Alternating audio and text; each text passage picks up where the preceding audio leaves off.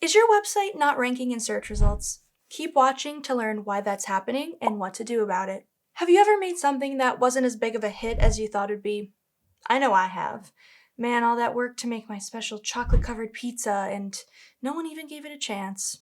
Anyway, you might be experiencing the same thing with your website. You put in so much effort to get it set up and create content for it, and then it doesn't even rank in search results. Not only is that frustrating, but it also hurts your traffic and sales. So why is that happening? How can you fix it? There are a lot of possible reasons your site isn't ranking, and we're going to go over 8 of them. Now, without further ado, let's get into it. The first reason your site might not be ranking is that it's not being indexed. That means that either Google or other search engines haven't crawled your site, or they have crawled it and there's an issue preventing it from getting indexed. One possible issue is that your robots.txt file is messed up. A robots.txt file is in the root of your website and tells search engines which pages they can and can't crawl. Updating it may require access to your server, or you may have a plugin that can help. It depends on your site's setup. Either way, your robots.txt file could be telling search engines not to crawl your site if it's set up incorrectly. When you type in your website's URL, followed by /robots.txt,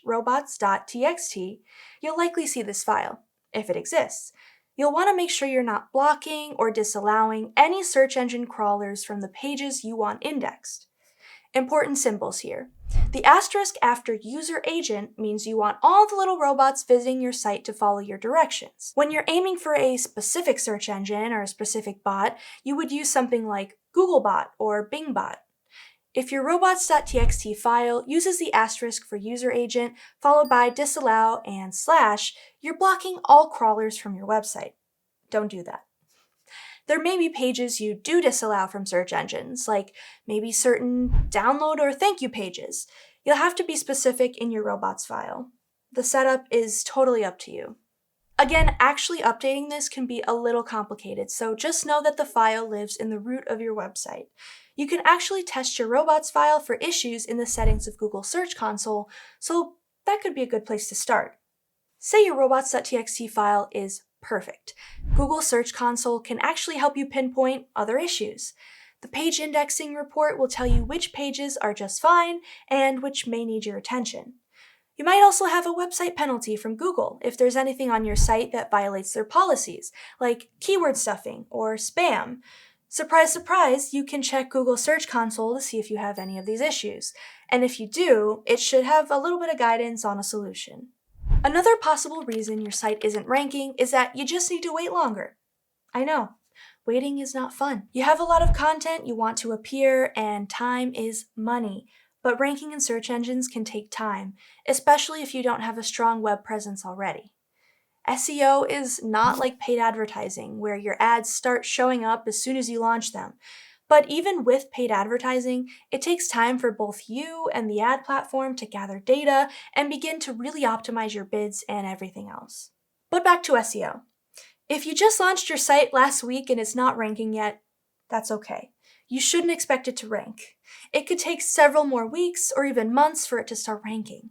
That's great because it means you didn't necessarily do anything wrong. In the meantime, you could try building up your online presence in other ways. Earning organic links is a great way to bring attention to your site.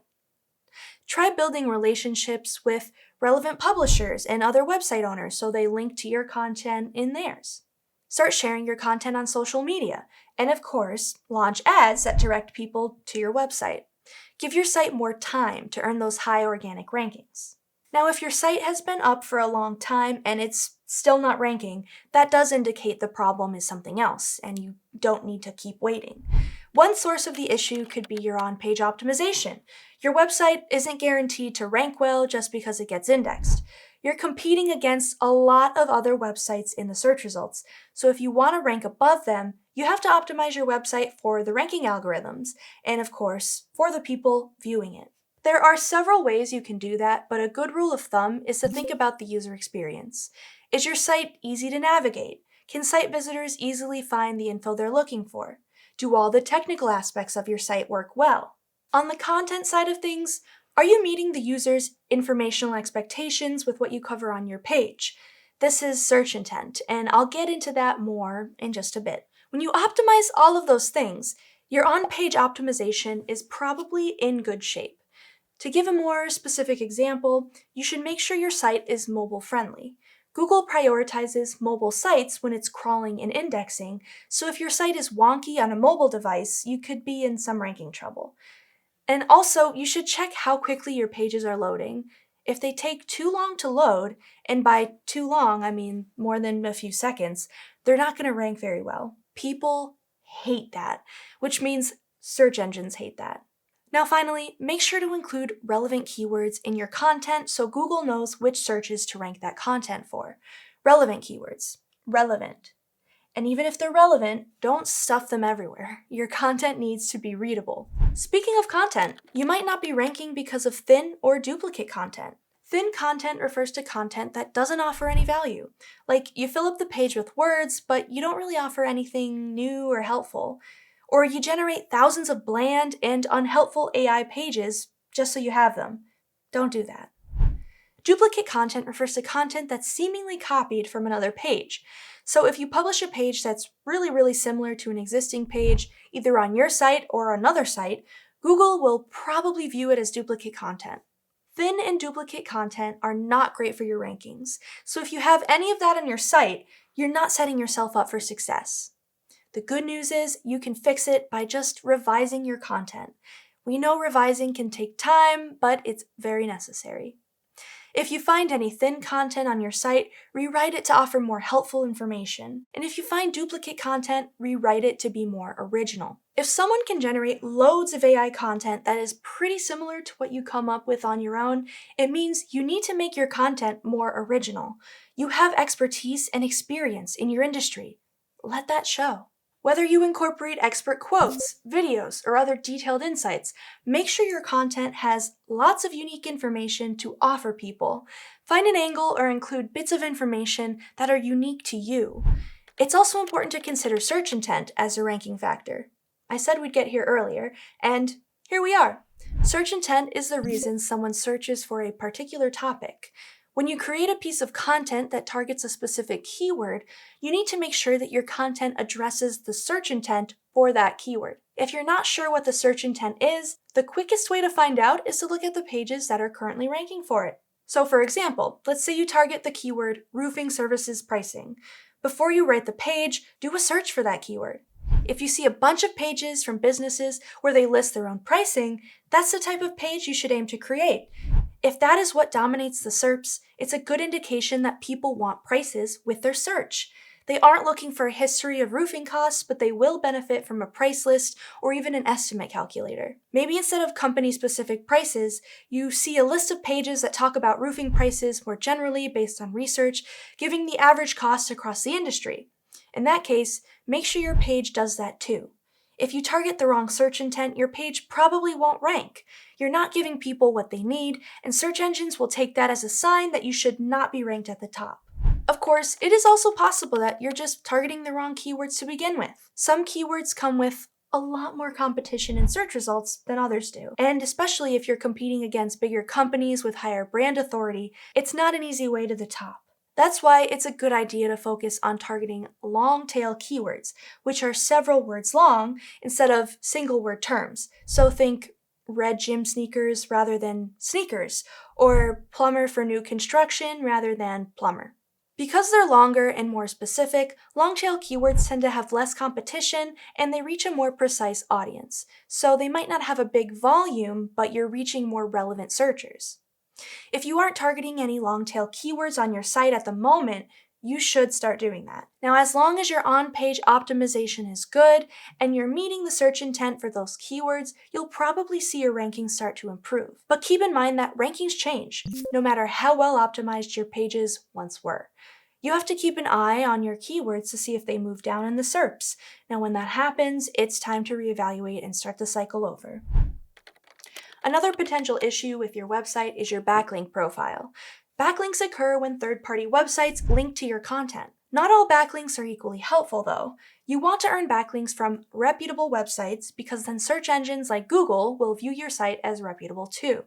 That means it'll rank you higher in search results. Now, you don't need every website that links to you to have a perfect 10 out of 10 immaculate domain rating.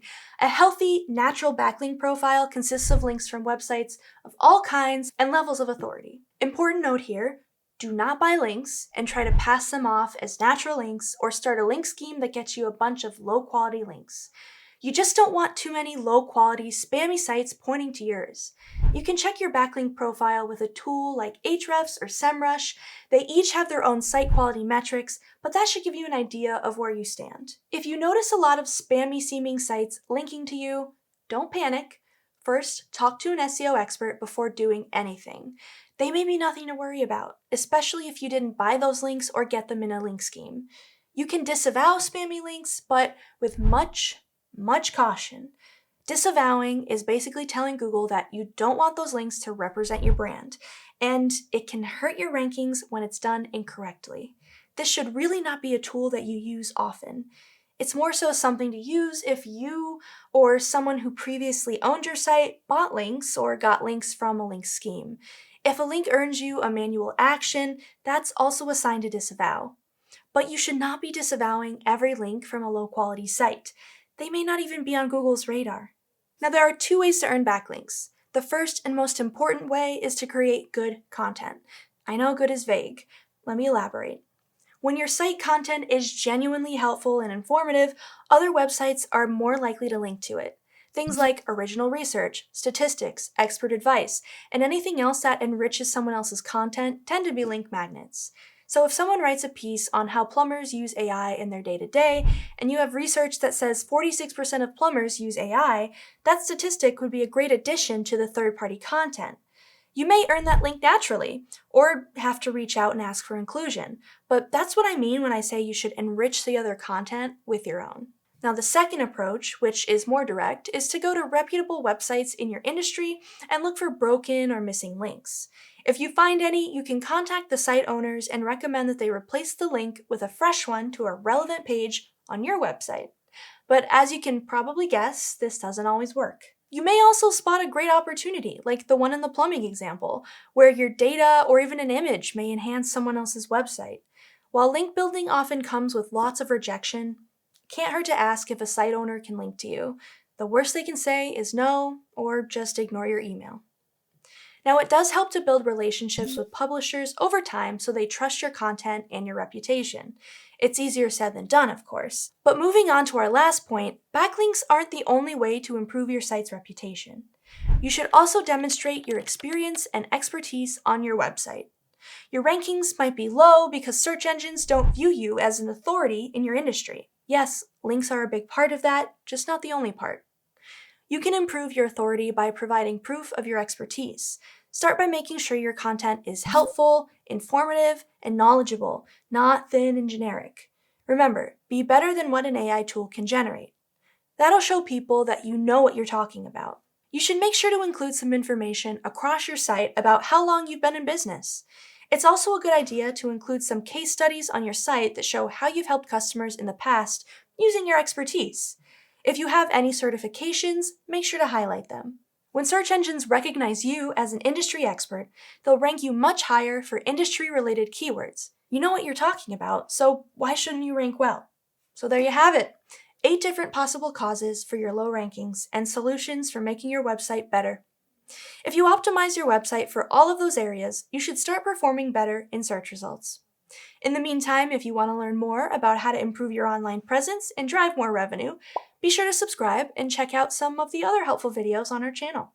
Now, if you excuse me, I'm going to go make another chocolate-covered pizza. I think my coworkers are really going to love it. Thanks for watching, and I'll see you in the next one.